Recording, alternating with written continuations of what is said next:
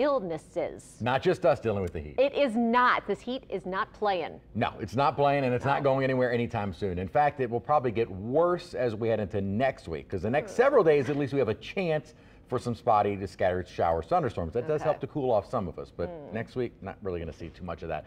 Most of our rainfall that we did see today, and got some decent soaking showers, especially over the metro area, for the most part gone. A little outflow boundary helped to initiate a few thunderstorms that are right along the state line up in northern Washington and Tangi. As a matter of fact, most of that thunderstorm activity is north of the state line, and these will be winding down shortly. So most of our rainfall is now gone through the evening. And in a few areas, we did get higher rainfall totals, but at our official observing stations only picked up 0.02 of an inch downtown and just about 1/4 of an inch at Lakefront. Notice we did not see any measurable rain at Kenner. So after a high today of 98 degrees, we did start to see temperatures coming down at Kenner, not because of the rain, but because of rain nearby and cloud cover. So we did see those temperatures kind of start dropping into the mid 80s. And again, that's without any rainfall. Now at Lakefront Airport, we did see some rainfall, and the temperature drop was far more noticeable. We went from the 90s quickly into the upper 70s. Rainfall does wonders for our temperatures, and again, high temperatures solely dependent upon that when and where shower and thunderstorm development will begin. And really, that's almost impossible to figure out. But at least we'll have the chance for some showers and thunderstorms over the next several days. At the moment outside, once the cloud cover moved on, sunshine broke back out. 87 degrees currently, a dew point at 76 degrees, so the heat index is at 97, which for all intents and purposes is not bad for almost mid-July. Winds out of the south-southeast, fairly light though, at around 8 miles an hour.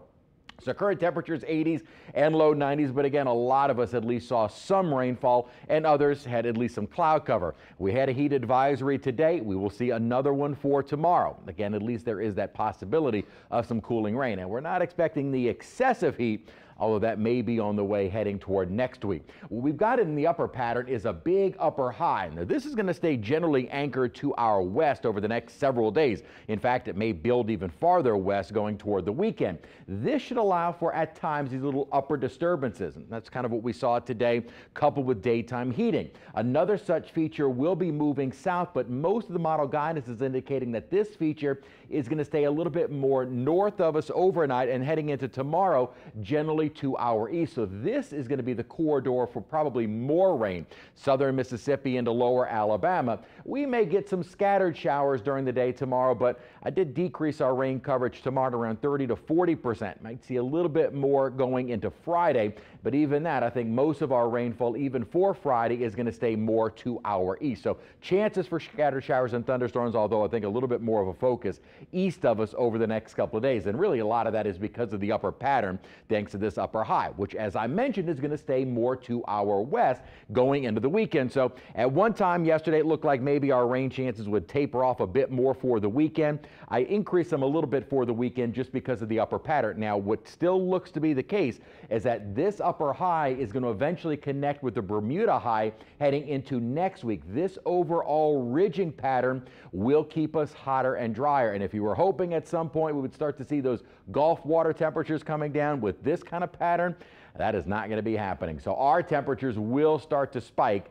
as we head toward the middle of next week. And the temperature outlook going well toward almost the end of July is a high likelihood of our temperatures staying above average. Speaking of the tropics, again, no threats in the Gulf of Mexico. The only area that we're still watching is that system that is out in the central Atlantic, that is Invest 94. Model guidance is indicating it is going to remain out over the open water. 7-day forecast will keep those rain chances kind of ranging 30 to 50%, really even through the weekend. Some days we'll see a little bit more rain coverage than others. Then with the upper high building in, drying out and heating up, heading toward the middle of next week.